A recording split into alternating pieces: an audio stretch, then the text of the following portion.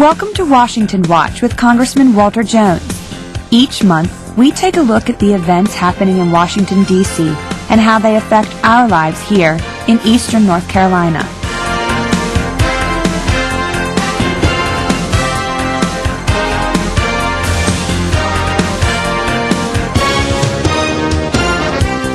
And now, here's your Congressman, Walter Jones.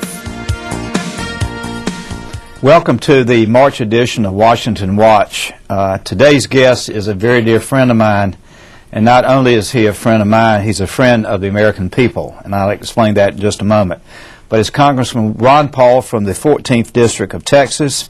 Dr. Paul enjoys a national reputation as a leading spokesman for limited government, lower taxes, free markets, and a return to sound monetary policies based on commodity-backed currency.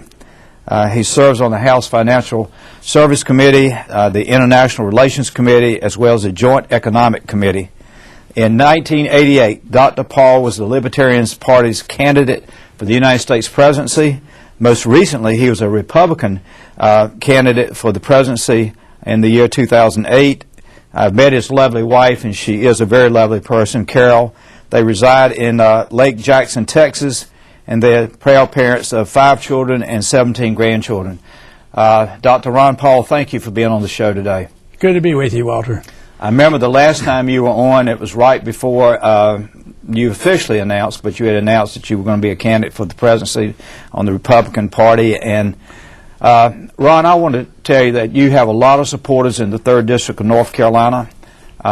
Many times during the campaign when you were with the other candidates and y'all were having the debates and the forums and everything, I had numerous people that stopped and asked me if I knew you, and I said he's one of my best friends in Congress, and he's a man that I've learned a great deal from.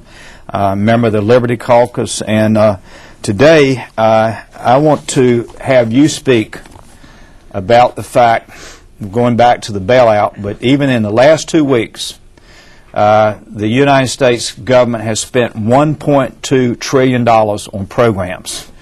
I'm just going to give you, for the next few minutes, an opportunity to tell the people of the 3rd District why you and I have voted, we were opposed to the bailout, why we voted against the stimulus package, and how this is going to impact the economy and the monetary policy of this country.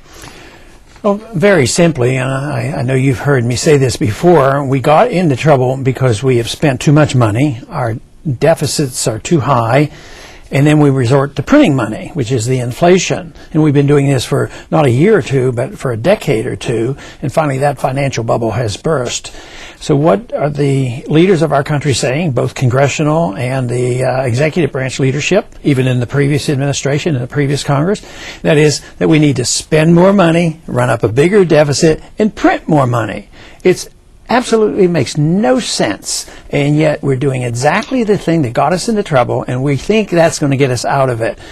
I use the example of 1921 as what we should do. There was a recession, depression at that time because of the consequence of the inflation to pay for the bills for World War I. Right. And that's expected. So that lasted for 1 year because back then they didn't think the government should solve all the problems, and they liquidated the debt, and the malinvestment disappeared. In the 30s, both Hoover and Roosevelt did exactly the opposite.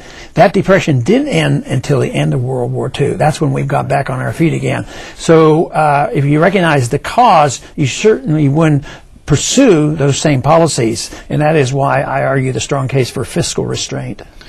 Dr. Paul, during the discussion and debate about the bailout of Wall Street, I had numerous people in my district, hard-working people, some middle-aged, some young with small children that I would see in the grocery store or other places in my district, and they kept asking me, and I actually asked this to Mr. Bernanke. I said, Mr. Bernanke, where are my people want to know, the people asked me, where are we getting the money? I said, are we going to print the money? And I think his answer was something, no, we could just borrow the money from central banks or something. I wish you would touch on the fact that a nation that has to go to other governments to pay its bills, I don't know. You're the expert. I don't know how it survives for so long. Well, we do borrow a lot from overseas, and that is part of the problem. And we've since this crisis broke, we have appropriated a lot of money. You know, even early last year, that was the first $100 billion package, and then there was the TARP funds, and then there's been a subsequent another bailout package. And that adds up into the hundreds of billions of dollars, and that's huge. But we also have another problem, what the Fed does secretly. But the money that we're spending and running up these deficits, in the last 12 months, our national debt went up $1.5 trillion. That's historic highs. So we can tax people to pay these bills, but who's left to tax? Even the Democrats are having trouble figuring out who they're going to tax next. So that's not an easy option. The second thing is they can borrow money, and they still borrowing a lot, and the foreigners are still loaning us money, but that will eventually end because there's a limit to that. A lot of this is just then financed by the Federal Reserve. The Federal Reserve monetizes the debt. They can create money with a computer. If there's a Treasury bill floating out there, if there's $10 billion worth of debt out there and nobody wants it, the Fed can buy it with nothing. All they do is create credit automatically with a computer, and they buy that.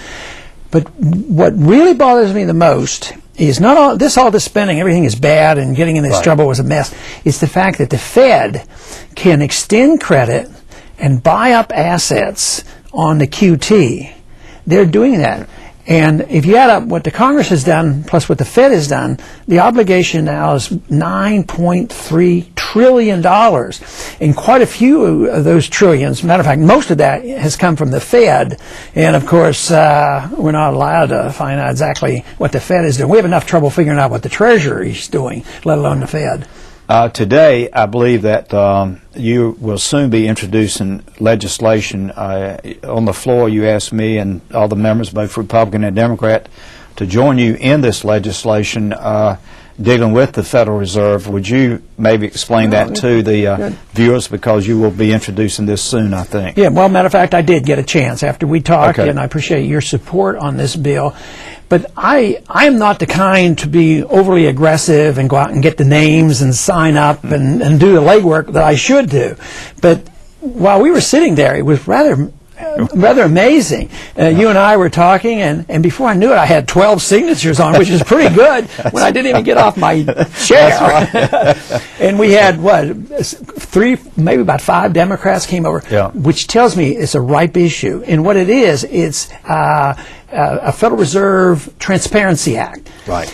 In the code, it said the GAO has an obligation to audit the Fed, except for A, B, C, D, which is everything. So under the law, we're not even allowed to get any answers from the Federal Reserve. So this isn't dealing with returning to the gold standard and then these major moves. This is just saying, do we have a right to know? And this is ripe. And the fact that we were getting signatures like that, and just common sense would tell almost any member of Congress to say, you know, can you imagine somebody going home and say, oh yeah, there's a bill that says that Congress has the right to know what the Fed's doing. Oh no, I don't think we have a right. So I think I'm getting energized over this, and I think we can get a lot of support. I know you can, because at the time of this country's history today, I think there's more distrust than I've seen in a long time of government, and particularly up here in Washington, because of, as you may mention, the previous administration and this administration seem to be out of touch with the American people. They really do, and the fact that the Federal Reserve has so much power and influence, and yet members of Congress, the American people, can't ask them a question. It's crazy. I think I could make the case for saying that the chairman of the Federal Reserve Board is more powerful than our president. When you think he can control trillions of dollars without appropriation, he's certainly more powerful than the Congress. We're over there. We think we're important voting on an $800 billion package, but he can go and create $3 trillion and not even tell us. So, no, there's good reason for distrust. And in a way, it's a blessing in disguise that this system isn't working so well, because it's calling attention to it. And you're right, we've lost credibility. We've lost credibility in our party as well as the whole Congress. People are frightened and scared. That's right. To me, the key is coming up with the right ideas and the right understanding, because people too often, when they're frightened, they do the wrong things. You know, after 9/11, people were frightened and they were willing to vote and do some things rather rapidly. They do it in foreign policy. They do it like right now, spend and inflate, and we have to come up with sound ideas. I don't think it is a party thing. I think if there's a true revolutionary change, the right ideas would become pervasive and go into both parties, just as I think the bad ideas got into both parties, because I don't like Keynesian economics, because I think that leads towards socialism. But both parties are Keynesian in the fact that they believe the economy should be planned, that you can print money, deficits don't matter. If the economy gets in trouble, you have more deficits, then the government spends more money. Totally contradicts all free market principles. Well, again, you have been such a leader in so many areas, but particularly, let me ask you, I want to get to another subject or two in just a second, but tell the viewers just a little bit, if you can, in a short period of time, the history of the Federal Reserve. The Federal Reserve came into existence in 1913. There was a banking crisis in 1907. And people say, well, we were on the gold standard. Why did that happen? Well, because the gold standard wasn't always followed. There was a lot of inflation, which means to me a lot of credit is created excessively. There were national banks that created this credit, and there would be bank runs, but they were usually short-lived. And yet they used that as the excuse to say we have to have a lender of last resort, which means when there are bad investments, the taxpayers get bailed out because the government comes in, which is the taxpayers, and they bail out all the people. This is what's happening now. Just think of all this money that we've appropriated. We're bailing out the rich, and they're going away with huge bonuses, and the taxpayers are getting stuck. So that was the reason they came in. It was to be the lender of last resort, and they wanted a flexible currency. Well, no, the gold standard is not flexible. It's rather rigid. You just don't create money out of thin air. The gold standard holds people in check. So it was the purpose was to undermine the restraints placed on government, which was the gold standard, to allow government to print endlessly. That didn't happen immediately. You know, in the 30s when they got into trouble, then they confiscated the gold. And then after 44, they went to a dollar exchange standard. In 1971, there was no gold. And so this bubble that we have developed is the fact that the Federal Reserve over all those years got more and more power. My fear is that they're finally going to admit that this system doesn't work anymore, and that they've rejected the system, that they're going to go to an international system, something under the United Nations, under the IMF and the World Bank, because they want to internationalize all regulations. That means we lose the restraint of gold, we lose the restraints of free market, and we lose our sovereignty. This does not mean that we should be opposed to cooperating and trading and being friends with people. That is a voluntary internationalism, but what they're working for is international control through the finances, because the dollar standard is wiped out. That's what the message is today. From 71 until now, we've had just a dollar standard. We got to print the money, right, spend endlessly, live way beyond our means, and now we're suffering the consequences. So now I believe the plans are being laid that there will be an international paper standard, which means all the power is going to leave the United States and go to some international organization, which will make our subject to those standards. So far, we've sort of had benefits we didn't deserve. Because if we get to print the money, that's why we were able to afford to buy all this stuff from China, because paper money became our greatest exports. That's why our jobs, part of the reasons why our jobs left this country is because if you can print money, why work? If you're the counterfeiter of the world, you know, if you and I had the printing press, we wouldn't have to worry about our finances forever. And that's the way we were for a long time. This move to an international system, do you see that happening possibly happen in the next 5-6 years, or will it take longer if it continues to move forward? I think it'll be at least 5 years, but the standard we have today is in such bad shape that it might demand that something come out. They might just declare a worldwide emergency, because things aren't functioning very well right now, and everything was based on the dollar. But right now there's still some some support for the dollar itself, not the dollar financial system. That's all collapsed. Right. But the dollar itself, people are still buying dollars. We can still use them. Sure. But if the dollar is rejected, interest rates start up, price inflation goes up, and people are leaving the dollar, the end of a currency can come very swiftly. Now, this downturn in the financial system came very quickly, but the end of currencies come quickly too.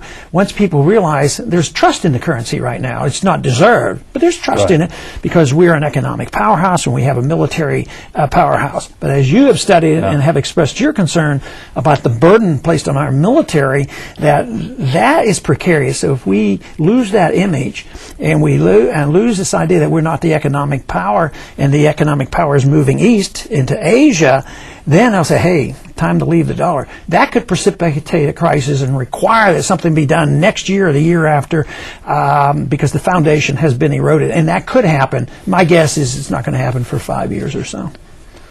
Dr. Paul, I wish we could talk for an hour because I'm always fascinated with your knowledge and I appreciate it. I know the people watching the show do. And we've only got 3 or 4 more minutes. I want to very briefly, because you're on the International Relations Committee, I've got a concern, you have a concern about the President's recent announcement of 17,000 more troops going into Afghanistan. A large percentage of that are Marines from my district. We only have about 2 minutes. I'm going to give that full time to you to talk about your concern and my concern, but how your concern. Well, this is one issue that I really enjoy your support and cooperation because we've talked and worked on so much, and you've been a leader in this. Matter of fact, it was through your motivation and desire to get a letter written, and you and I and others now, Republicans and Democrats, and you're a much harder worker than I am. You're willing to go and get people to come along with us. That's because you're the friendliest guy in Congress, and you're able to do this. But no, it's serious business, and our letter is telling Obama, just slow up, think about this. You indicated that you weren't going to do more warmongering, you were going to do less and think about bringing troops home. But even though he did admit that he thought more troops, even during the campaign, he admitted more troops should go into Afghanistan. But our letter merely says stop and think about it before you do it because of the ramifications, because of what might happen. And I think you made a strong suggestion in the letter that said that how many other people have done this, right, and it's failed, and why just repeat it? And also one of my suggestions was to point out that bin Laden actually had in his strategy plan was to suck us in, bring us over there, he made us an easier target, and he thought for sure that what we would do is then eventually bankrupt ourselves. We used to be his ally when we were doing the same thing, bankrupting the Soviets. We brought them to their knees, and the old Mujahideen now becomes the Taliban, and he's allies with them, and we're doing exactly what, and sometimes we're our own worst enemies, and this is the reason to me this is so important that we change policy. Of course, I take a rather strong opinion about that. I believe in a constitutional non-interventionist foreign policy. I think we should defend this country, and right now I think our troops, you point this out all the time, our troops are getting tired. There's less defense. We motivate people to want to come over here and kill us, and we are spending ourselves into bankruptcy. That is not the way to protect this country. Dr. Paul, you're exactly right, and I feel as you do. We need to protect America, and we need to protect America by having a strong military and having a strong economy, and certainly you have articulated extremely well today in the 20 minutes of this show just where America is, and you feel as I do, we can rebuild America, but we've got to get smart, and we cannot make the mistakes of the past. We've got to look at where we are, where the future is. And I've got probably a minute more. I just want to, if you've got anything you'd like to say in closing. Well, I want to thank you for having me on your program. This is very nice, and I want to say that I really enjoy working with you and make a point, and I hope this isn't construed in any way a negative, but you've been willing to change your mind on some issues, right, which is something rather rare in Washington. And you've seen some of the things, and you've changed your opinion a bit on foreign policy, and you're leading the charge now of trying to slow up these troop deployments and all this. So I want to compliment you on that. That to me really gives me a lot of encouragement, because sometimes people get so locked in that even then, when they know they're doing something wrong, oh, I can't change now. I've done it this way all along. But I want to really tell you I appreciate that, because I believe this is the way we have a strong national defense to use a more sensible foreign policy. Dr. Paul, thank you for being on our show today. And in just a moment, Glenn Downs, my Chief of Staff, is going to join us for a few minutes to talk about some of the issues facing the constituents in the 3rd District. Dr. Paul, thank you for your service to America. God bless you, sir. Thank you.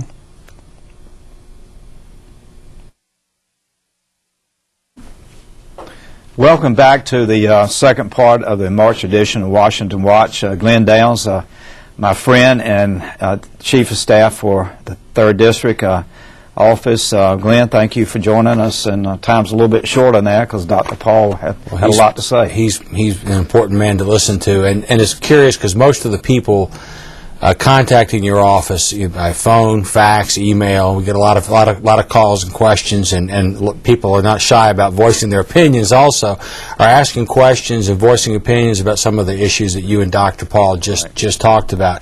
And the first thing they want to know, what is Congress lost its mind? What is going on with the spending? Well, Glenn, I agree with you, and I've talked about it, and I agree with Dr. Paul. I think that we have been out of control for a long time, and the sad thing is that there's a mindset that you can buy prosperity. I think most logical people would say that's not possible when you're borrowing the money to try to buy the prosperity. We've got to somehow rebuild this country from within and make some major changes into how we do business in Washington. And really, let's just be honest with the people in other countries. That we don't have a lot of money for foreign aid. We've got people in eastern North Carolina that are having a hard time making ends meet. We got people in eastern North Carolina losing their jobs. It's time to take care of the people of this country. Well, as we're here today, President Obama has just released his proposed budget and for the next fiscal year, and it's an awful lot of spending. But one thing that's particularly got some of your constituents upset is that there's more money in there for prospective bank bailouts, hundreds of billions of more dollars for bank bailouts, and they're not particularly happy with what's happened heretofore with the bailouts. What was your position on that, and how do you think that's going? Glenn, I couldn't support it earlier in the year, at least last year, and I can't support it now. I didn't support the bill yesterday. All I see is right now is that we are somewhat out of control. It's spending, and I think I would love to see the President, I hope he will be successful, but I want to make this point. I would love to see the President have said to the Congress this year, because we're in so much trouble, I'm going to say no increase. It's going to be level spending using last year's numbers or something like that. Because, I mean, every time the Congress gets together, when we were the majority, now we're the minority, the Democrats the majority, it's just spend more money. And I just am not seeing the net result of that spending. That's the problem. Neither are the people of the 3rd District.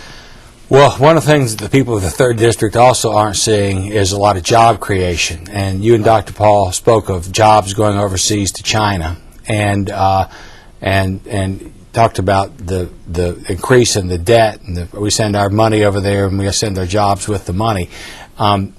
The trade agreements, people use free trade or protectionist, but really these are all negotiated agreements, and some people from eastern North Carolina think these are badly negotiated agreements. And yeah. Are you saying anything to make you think otherwise? Well, I would love to see this administration take a position of setting up some type of commission, numbers don't matter, and asking that commission, primarily experts, to review certain trade agreements to see if those trade agreements are a fair, good opportunity for the American worker as well as the foreign worker.